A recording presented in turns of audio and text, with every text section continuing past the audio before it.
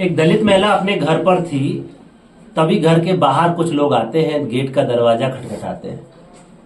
उस महिला के बच्चे गेट पे जाते हैं और दरवाजा खोल देते हैं। तभी वो एक आरोपी अंदर आता है, कुर्सी डाल के बैठ जाता है और उस महिला से गंदी गंदी हरकतें करने लगता है। मना करते हैं तो गाली गलौज होने लगता है और फिर जाकर के एक मामला थाने तक पहुंचता है और एफआईआर दर्ज होती है। जी हाँ दोस्तों, नमस्कार, मेरा नाम है कुलदीप कुमार। आज हम आपके साथ एक घटना पे बात कर रहे हैं। ये घटना जालौन जिले की है और जालौन शहर के अंदर एक मोहल्ला है जहाँ पे वो दलित परिवार रहता है। पूरी समुदाय से ये परिवार आता है जिसके ऊपर ये अत्याचार की घटना घटी है और जिस महिला के साथ ये घटना घटी है, आज हम उसी के घर पे हैं और उससे बातचीत करेंगे, जानेंगे इस घटना की सच्चाई क्या है, आखिर क्या हुआ था। आप घटना के बारे में बताइए कि क्या हुआ था जिसको लेकर के आपने एफआईआर दर्ज कराई है। मेरे घर पे थी अकेली, तो मेरे गेट लगे हुए थे, किसी ने कुंडी खटखटाई तो मेरे लड़के ने खोल दिया। तो एक आके अंदर घुस गया लड़का, बैठ गया कुर्सी पे आके और गंदी गंदी बातें करने लगा मुझसे। तो मैंने कहा मेरे घर पे कोई नहीं है। तो वो बोला कि मुझसे आपसे बात करनी है और गाली गलौज देने लगा। तो मैंने अपनी सास को आवाज लगाई तो मेरी सास आई, वो गाली गलौज देने लगा और उल्टी सीधी गाली देते हुए बोला कि मैं तुम्हें देख लूंगा, धमकी देते हुए भाग गया। और फिर भाग गया। तो बाद में मेरे पति आए, मैंने पति को बताया। जब मैंने पति को बताया तो पति ने फिर रिपोर्ट की। तो रिपोर्ट करने के बाद फिर पुलिस आई।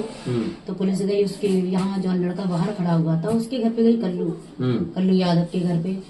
तो वहाँ पे उसका मालूम पड़ा कि वो लड़का छोटू त्रिवेदी है। अच्छा। हाँ, फिर मालूम पड़ा वो लड़के का। जब उसके घर पे पुलिस लेके गए मेरे पति, तो वो मेरा नहीं लेकिन घर गया, भाग गया वो। जब वहाँ पे फिर आए तो फिर बाद में रिपोर्ट करके कराई जाती। फिर आप थाने गए? हाँ, फिर मैं थाने गई। तो ये कितने समय की बात है जब वो आपके यहाँ पे आए थे और घर पे कौन कौन था? घर पे मैं और मेरे बच्चे थे। बच्चे थे, पति नहीं थे? नहीं, पति नहीं थे। क्या करते हैं आपके पति? मेरे पति दुकान पे काम करते हैं। जब वो आए तब फिर आपने उनको कोई बात बताई कि ऐसा सब? तो ये जब इनके साथ घटना घटती है, क्योंकि घर पे कोई था नहीं, बच्चे ने गेट खोला था और जब पति घर पे आते हैं तो पति को बात बताते हैं। उनके पति हैं, हम उनसे बातचीत करेंगे। आप थोड़ा बताइए क्या हुआ था। सर मुझे तो मालूम नहीं था। जब इनने हमें बताया तो हमने पुलिस को बुलाया, उनके घर भी गए, कल्लू को पकड़ाया।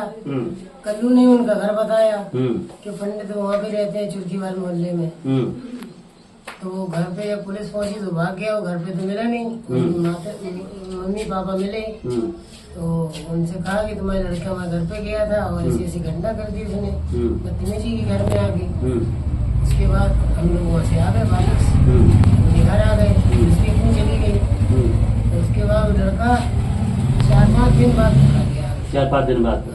तो ये घटना जब इनके साथ घटती है, इसको लेकर के ये थाने में जाके तहरीर देते हैं और उस थाने की तहरीर जब दे करके चले आते हैं, लेकिन एफआईआर दर्ज नहीं होती है, क्योंकि हमारे पास इस केस की एफआईआर की कॉपी है और उस एफआईआर में लगभग 6 से 7 दिन बाद एफआईआर दर्ज हुई है। तो आप मुझे ये बताइए कि जब आप थाने गए तो एफआईआर क्यों नहीं लिखी गई, क्या बात हुई थी? वो ये कह रहे थे कि वो पकड़ जाए जब मैं एफआईआर लिखूंगा। अच्छा। हाँ, जब वो पकड़ जाएगा जब मुझे लिखेंगे, ऐसे कैसे लिख देंगे। आपने कहा नहीं मेरे साथ ये घटना घटी है और हम लिख के आपको दे रहे हैं, तो आपको काम है एफआईआर दर्ज करना। वो बोले कि अभी नहीं लिखी जाएगी। हाँ, तो मैं घर पे आ गई। फिर क्या किया? फिर मैं एसपी के यहाँ गई, एसपी के यहाँ गई। फिर मैंने वहाँ दी तो उन्होंने फिर कहा कि लिख जाएगी आपकी, 2-3 दिन आप रुको, आपकी लिख जाएगी। आप बताइए क्या किया, कहाँ गए थे आप? हम उड़ई गए सर जी पहले, तो घनश्याम अनुरागी के यहाँ गए। तो उन्होंने इंस्पेक्टर साहब को फोन किया तो उसी रात हमारा मुकदमा लिखा गया तत्काल। तो इनको अपना मुकदमा दर्ज कराने के लिए उच्चाधिकारियों के पास जाना पड़ा, क्योंकि ये घटना जो एफआईआर में है वो 14 सितंबर की घटना है और 14 सितंबर के बाद जो एफआईआर दर्ज होती है वो 21 सितंबर को दर्ज होती है और 14 के बाद लगभग 1 हफ्ता का समय ये इधर से उधर, उधर से उधर, जबकि पुलिस की प्राथमिक जिम्मेदारी बनती है कि कोई भी महिला, वो भी महिला पीड़ित है, अपनी एप्लीकेशन लेकर के गया है तो उसको तत्काल प्रभाव से उनको एफआईआर लॉन्च करना है, क्योंकि ये दलित उत्पीड़न का मामला है, एक दलित महिला उत्पीड़न का मामला है।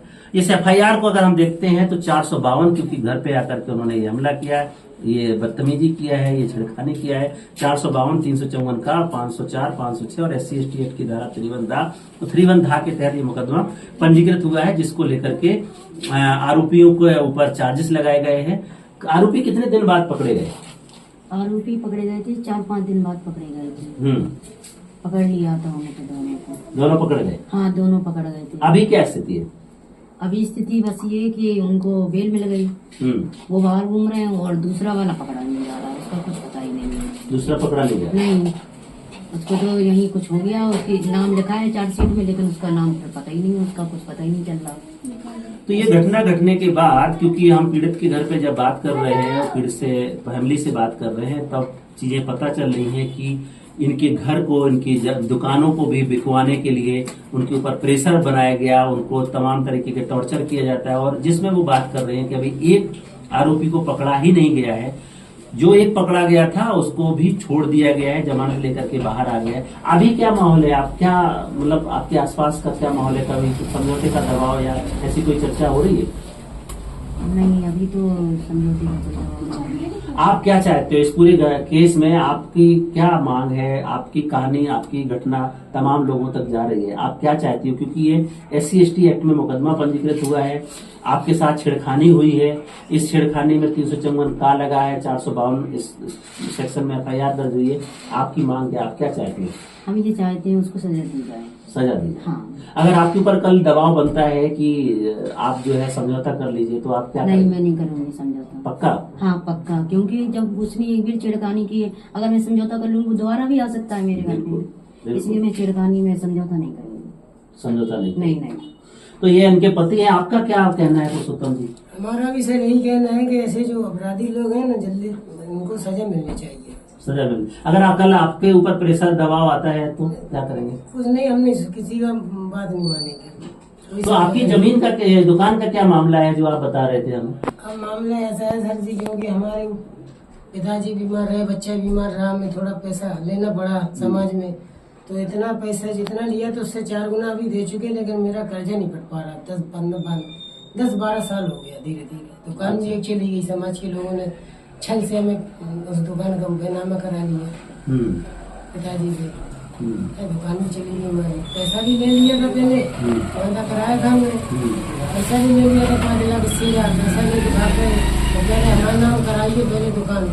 तो ये पूरा इनके जो जमीन और दुकान का जो मामला है, क्योंकि प्रॉपर्टी है, जालौन शहर में इनका दुकान है जिसकी एक अपनी कीमत है, उसको भी हथियाने के लिए तमाम तरीके के प्रेशर, क्योंकि इन्होंने कभी कर्जा लिया है, कर्जे का ब्याज और कर्जा अब तक पट नहीं पा रहा है। दलित परिवार है, अपनी आजीविका के लिए अपनी दुकान रखते हैं, उससे अपनी रोजी रोटी चलाते हैं, और उनके ऊपर इस तरीके की घटना है, इस तरीके का उत्पीड़न कब तक होगा? कैसे ये परिवार अपने न्याय और सम्मान के साथ जी पाएगा? आप क्या चाहते हो? आपका कोर्ट में, आपकी कोर्ट में तारीख चल रही है, आप गए भी होंगे, अभी किस तरीके की चुनौती चैलेंज आ रहा है? क्या दिक्कतें आ रही? अब दिक्कतें ये आ रही हैं कि अभी 2-3 बार तारीख कर चुकी है, कहा अभी बयान होना है, एक बयान हुए हैं सिर्फ, कहीं अभी बयान होना है, लेकिन बयान होते ही नहीं है। 3 बार हो चुका है ऐसे। जाते हैं हम लोग, खर्चा पैसा करते हैं, अब गरीब आदमी कितना पैसा लाएंगे, कहाँ से लाएंगे इतना? और बहुत समय बर्बाद, पूरा दिन काट देते हैं, अभी हो जाएगा, पूरी 4 बज जाते, कहते हैं जाओ, कुछ नहीं, तो घर पे आ जाते हैं हम लोग। तो ये पीड़ित की ये समस्या है, ये पीड़ित की व्यथा है जो वो बता रही है कि उसके साथ ये घटना घटी है, और घटना घटने के बाद आप उस केस को लेकर के पैरवी करने के लिए भी चुनौती आती है, क्योंकि इतना पैसा नहीं है, कितने बार आना पड़ता है, जाना पड़ता है, कई बार सुनवाई होती है, कई बार नहीं होती है, 4 बजे तक कोर्ट में बैठे रहते, उसके बाद बयान भी नहीं हुए, चले आए, या तारीख पे तारीख पड़ गई है। कैसे ये परिवार न्याय के लिए लड़ पाएगा? और जो आरोपी है उन सबको छोड़ दिया गया, सारे के सारे आरोपी बाहर घूम रहे हैं, और यही घर है जहाँ उसी घर से आसपास से गुजरते हैं, तो वो भी डर और भय का माहौल इस पूरे परिवार पे है। दलित पीड़ित महिला की कौन सपोर्ट करेगा, कौन सहयोग करेगा, वो एक अलग सवाल है। सवाल ये है कि केस SC/ST एक्ट में पंजीकृत हो गया है, 354 का, 452, 504, 506 SC/ST एक्ट की 3 और धाम में मुकदमा पंजीकृत है, कोर्ट में अंडर ट्रायल चल रहा है। आप देखना ये है कि कोर्ट से क्या जजमेंट आता है। पीड़ित महिला चाहती है कि हमको सिर्फ न्याय चाहिए। आज की कहानी में इतना ही, कल फिर मिलेंगे, तब तक के लिए नमस्कार, जय भीम, जय संविधान।